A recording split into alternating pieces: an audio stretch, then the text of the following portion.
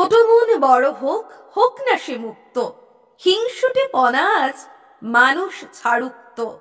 জ্ঞানের পরিধি যেন বড় হয় নিত্য, বড় হোক চিন্তা ও ভাবনার বৃত্ত। চার দেওয়ালে বন্দি সিলেবাসের ভারে নুইয়ে পড়া শৈশবকে একটা রঙিন বড়দিন উপহার দিল মন্তেশ্বর ১ নম্বর চক্রের শুশুনিয়া অবৈতনিক প্রাথমিক বিদ্যালয়। বড়দিনের আনন্দকে রঙিন ক্যানভাসে তুলে ধরতে এক চিত্রাঙ্কনের কর্মশালার আয়োজন করেছিল শুশুনিয়া অবৈতনিক প্রাথমিক বিদ্যালয় মন্তেশ্বর ১ নম্বর চক্র। কর্মশালায় উপস্থিত ছিলেন জাতীয় স্তরের চিত্রশিল্পী তৌসিফ হক ও তার ছাত্রী ওয়াফা আজম। ছিলেন সভাপতি মন্তেশ্বর ১ নম্বর চক্রের অপর বিদ্যালয় পরিদর্শক শ্রীপর্ণা চ্যাটার্জি। সাদা ক্যানভাস মুহূর্তেই রঙিন হয়ে ওঠে চিত্রশিল্পী তৌসিফ হকের তুলির টানে। ছবি আঁকার পাশাপাশি সিলেবাসের বাইরে যাতে ছোটরা নিজেদের মেলে ধরতে পারে, নিজেরাই যাতে রঙিন ক্যানভাস হয়ে উঠতে পারে, সেই শিক্ষাই বোধহয় প্রধান হয়ে উঠেছিল একদিনের এই কর্মশালায়।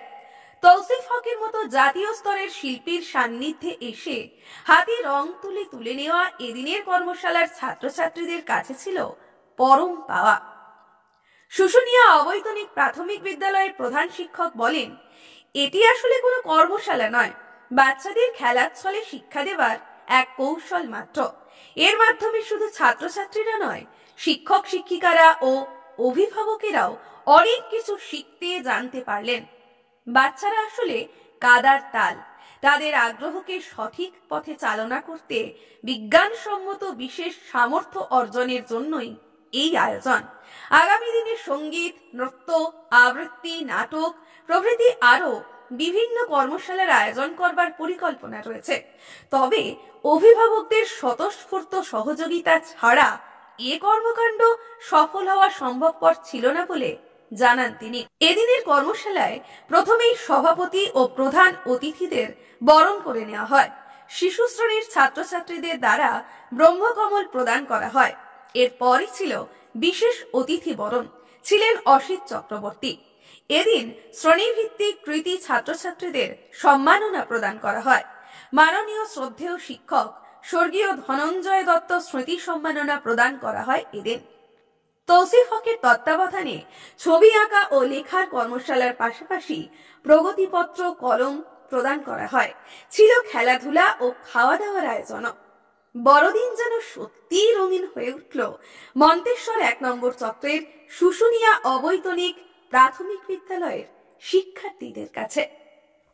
এখানে এসে কেমন লাগলো, এটার যদি উত্তর আমার কাছে জিজ্ঞেস করেন তাহলে আমি বলবো যে আমি নিজে গ্রাম বাংলার ছেলে এবং পরবর্তীকালে শহরে আমি যখন বসতি স্থাপন করেছি বা আমি এখন যেখানে থাকি কাজের সূত্রে আমাকে থাকতে হয়, আমার শহুরের জীবনযাত্রার যে মানে জটিলতা এবং তার যে একটা বিশৃঙ্খলতা, যানবাহন, কনজেস্টেড, সবটা মিলিয়ে আমার খুব একটা ভালো লাগে না। আমার কোথাও গিয়ে আমার গ্রাম বাংলাটাই ভালো লাগে। এবং আমি যখন প্রথম শৈশব কাটিয়েছি আমার গ্রাম বাংলায় শৈশব কেটেছি, এবং তারপরে যখন বর্ধমান শহরে আসি তখন বর্ধমান শহরের ভেতরে মানে শহরের ভেতরে বুকের মধ্যে একটা গ্রাম ছিল কোথাও যেন।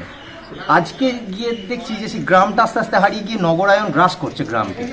আমরা তো আগে বলতাম যে গ্রাম দিয়ে শহরকে ঘিরে নিতে হবে, এখন শহর গ্রামকে ঘিরে নিচ্ছে, উল্টোটা হচ্ছে। ফলে আজকে এই শুশুনিয়া যে প্রাথমিক বিদ্যালয়, এখানে এসে আমার নিজের শৈশবের কথা মনে পড়ে যাচ্ছে যে আমরা যখন সেই একটা স্কুল বাক্স নিয়ে যেতাম, হ্যাঁ, আমাদের মাস্টারমশাইরা আমাদেরকে পড়াতেন, ঠিক এইভাবেই পড়াশোনা হতো। সেইটা দেখে আমার মানে আমি সেই পুরনো দিনগুলোই ফিরে যাচ্ছি আর কি। মানে এটা স্মৃতিরোমন্থন হচ্ছে এবং অসাধারণ লাগলো, অসাধারণ। এই যে এদের সাথে খেলাধুলা, একটা দিন কাটানো, খেলাধুলা, ছবি আঁকা, খাওয়া দাওয়া সব মিলিয়ে, হ্যাঁ, এরা সবাই মিলে সমবেতভাবে খাচ্ছে, আমার খুব ভালো লেগেছে।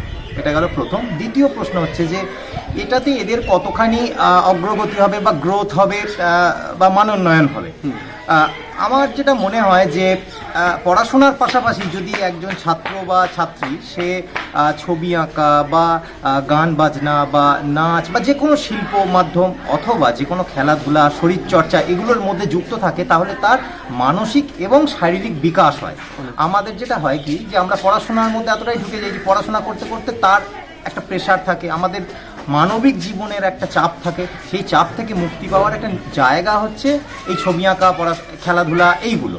তো এগুলোতে যদি আমরা ওদেরকে উৎসাহিত করতে পারি এইভাবে ছোট ছোট ওয়ার্কশপ করে বিভিন্ন সরকারি স্কুলে, আমি শুধু শুশুনিয়া অবৈতনিক প্রাথমিক বিদ্যালয়ের কথা বলছি না, পশ্চিমবঙ্গের বিভিন্ন স্কুলে যদি এগুলো আমরা করতে পারি তাহলে মনে হয় যে ওদের কোথাও মানসিক গঠন তৈরি হবে, চারিত্রিক গঠন তৈরি হবে। অর্থাৎ একটা ছবির মাধ্যমে ওদেরকে পড়াশোনাটাকে কিন্তু আমরা ছবির মাধ্যমে বলতে পারি বা খেলাধুলার মাধ্যমে বলতে পারি, শুধু টেক্সট ওরিয়েন্টেড পড়াশোনা নয়।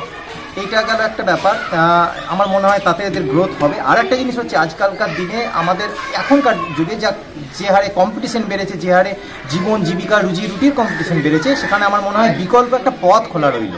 কারোর যদি মনে হয় যে ছবি আঁকা বা খেলাধুলা করে সে যদি সেই জায়গায় যেতে পারে তাহলে এটাও একটা বিকল্প পথ। শুধুমাত্র পড়াশোনা করে সরকারি চাকরির পরীক্ষা দিলাম বা কোনো একটা জায়গায় চাকরি করলাম তাই নয়, তার বাইরেও এটা একটা বিকল্প পথ বলে আমার মনে হয়। এবং তার আপব্রিঙ্গিংটা, শুরুটা, বেসটা এই প্রাথমিক বুনিয়াদী শিক্ষা থেকেই শুরু হওয়া উচিত, যেটা মহাত্মা গান্ধী আমাদেরকে দেখিয়ে দিয়ে গেছেন বুনিয়াদী শিক্ষার গুরুত্ব কতখানি।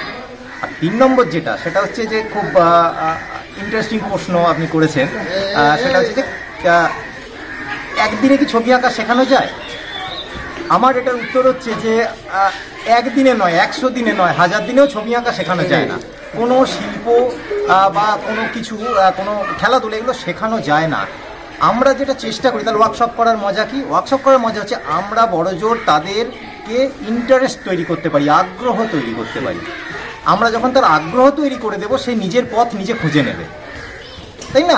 আমরা তাদেরকে যদি স্টিরিওটাইপ বলি যে ভাই এইভাবে হচ্ছে তোমার বক আঁকতে হয় বাবা, কি এইভাবে তোমার হচ্ছে একটা কুকুর আঁকতে হয়, বা একটা স্কুলকে যদি এইভাবে আঁকি, আমি একটা স্কুলের মাঠকে আমি আঁকছি, তাহলে তারা তার মধ্যে আবদ্ধ থেকে যাবে। কিন্তু ওইটাকে যদি আমরা খুলে দিই, দরজাটাকে জানলাটাকে খুলে দিই, তাহলে সেই জানলা দিয়ে বাতাস আসবে, সেই বাতাসটা হচ্ছে ওদের নিজস্বতা তৈরি হবে। ফলে একদিনে ছবি আঁকা শেখানো যায় না, কিন্তু একদিনে ছবি আঁকার অভ্যাস তৈরি করা যায়। আর একদিনে এইভাবে করতে করতে হয়তো একদিন হবে, সকলের হবে। মানে এইখানে যারা শিক্ষক রয়েছেন, শিক্ষিকা রয়েছেন, যারা স্টাফ রয়েছেন, যারা কাজকর্ম করছেন, প্রত্যেকের কাছে হচ্ছে আমি কৃতজ্ঞ এবং সকলকে বিশেষ ধন্যবাদ দিতে চাই আমি, যে এরকম একটা জায়গায় আজকে আমি আসতে পারছি।